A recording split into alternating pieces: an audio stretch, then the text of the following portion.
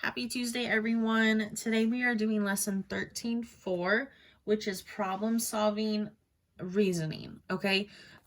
This is our last lesson before our topic 13 review, and then we will have our test. So today, a lot of our problems are going to have to do with explaining our answers.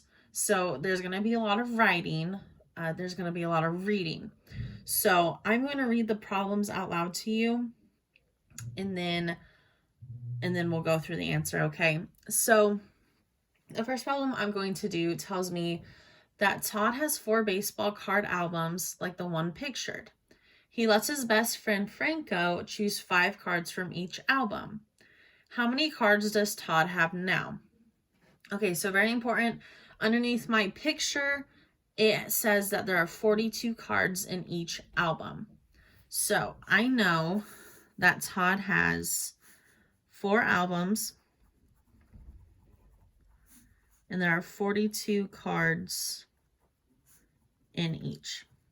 Okay, so my very first problem. So also today with our problems, there's going to be like one scenario and then multiple problems to go along with it. So this particular scenario has 3 different problems. So my first problem asked me to write an expression to represent the total number of cards in Todd's album before he gives some cards to Franco. Explain how your expression represents the quantities and the relationship between the quantities. Okay, so first one's super easy. All we're doing is writing an expression to represent the total amount of cards that Todd has. So again, we know he has 4 albums and there's 42 cards in each album. Easiest expression to write here is going to be 4 times 42. That's going to give us the total amount of cards that Todd has. So now I have to explain or give reasoning. So my 4 represents his albums. 42 represents how many cards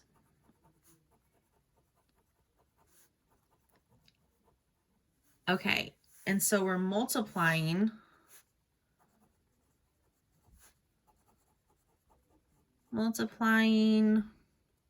because,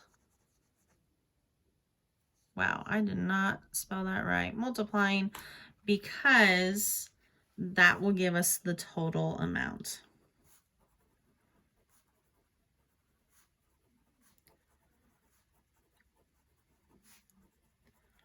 All right. So like I said, a lot of writing, but we gave our expression and we're stating what each number represents in our expression and the reason why we multiplied. All right, so question 2 for this scenario says to write an expression to represent the total number of cards in Todd's album after he gives some cards away.